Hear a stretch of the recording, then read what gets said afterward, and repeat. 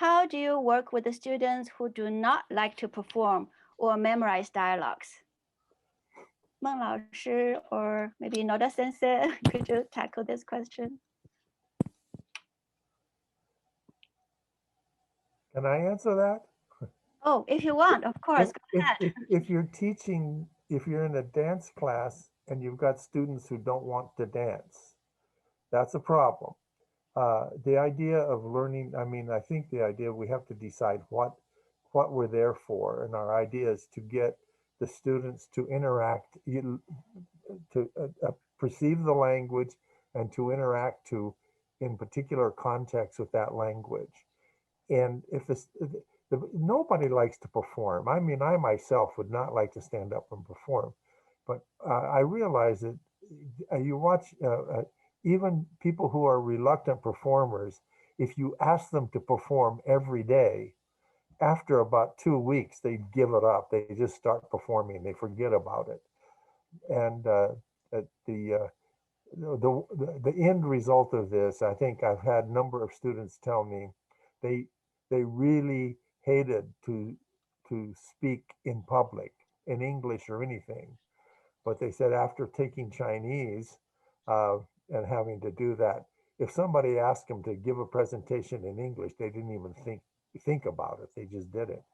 I think that's just a way of overcoming. If you're an educator and you're educating people to function in the environment you've identified for them, asking them to do what we're requiring them to do is okay.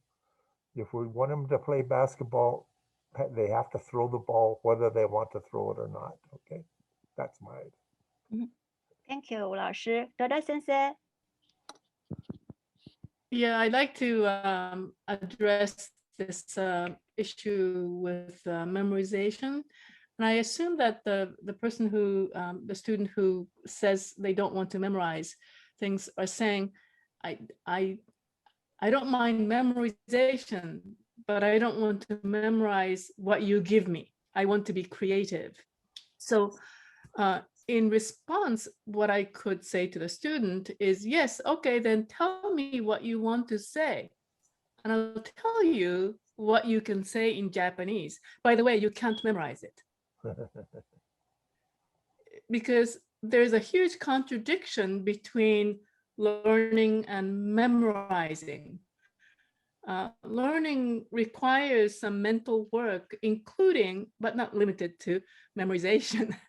And it's a very strange request in a language class that they don't want to memorize. I can make a comment that it's just in teaching for all the many years with students from China and students from the US, that the Chinese students' ability to use memorization as a learning tool is a great advantage for them. I think the American students could pick up on it. Just, memorizing something is not rote knowledge. It's not thinking. But if you want to do any kind of performance, whether it is to sing a song or to recite a poem or recite a line in a play, whatever you're doing, you have to find a way to remember it. So I usually use the term, we're going to perform this dialogue. If you don't have to memorize it, but you have to perform it. So leave it up to them to figure out how to perform it. Anyway. But also this anti-memorization comes a lot from having suffered through materials that give you things to memorize that are not usable. So if you know that what you memorize is something that you know you're going to use, it's not so bad. Mm-hmm.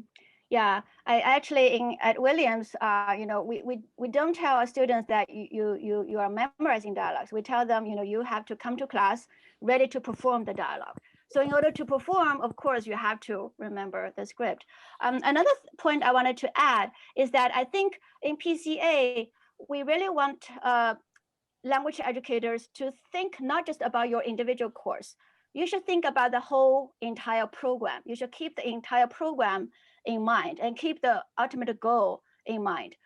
So at Williams, we only ask our students to perform dialogues in the first 3 semesters of the program. So in 101, 102, and then in 201, we ask them to perform dialogues. Then starting from second semester of the second year, they no longer have to do that. But if your course is the only course that requires students to perform dialogues, but the other courses are not asking them to do that, you're probably, students will have fun in your class, but maybe they will not understand the usefulness of this whole exercise. So I think it's really important that the entire program have share this common goal. Maybe during the first 1 year or 2 years, we have this method, but then down the road, we will slowly allow students to improvise more. Yeah, but I think it's important to remember, just give students the free range to improvise sometimes is dangerous. For example, if you say, now you are at a Chinese person's house, just be a host and be a guest, right? So what will they say? Maybe they will say, would you like to have something to drink? Yeah, I would like to have a Coke, right? It's okay in English, but if you just allow them to do it in Chinese, 你想喝点什么？我来点可乐吧。That's not an acceptable cultural script in Chinese culture. So improvisation has its dangers. A lot of times students rely on English and rely on the American culture script when they improvise. So that's why I think in PCA, we really emphasize that you have to know the culture script you have to know the game rules of Chinese culture. Yeah. May I also make a comment along that line. We think a lot about students wanting to learn Chinese in order to express themselves in Chinese.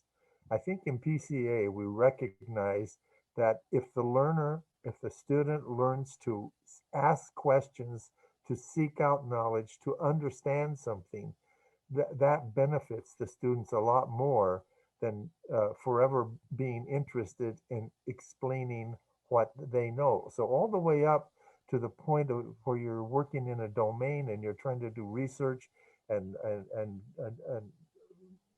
in our case, in some cases, write your master's thesis in Chinese, your ability to ask and seek information and get questions and evaluate people's answers is the most valuable thing you get in the whole process of learning Chinese.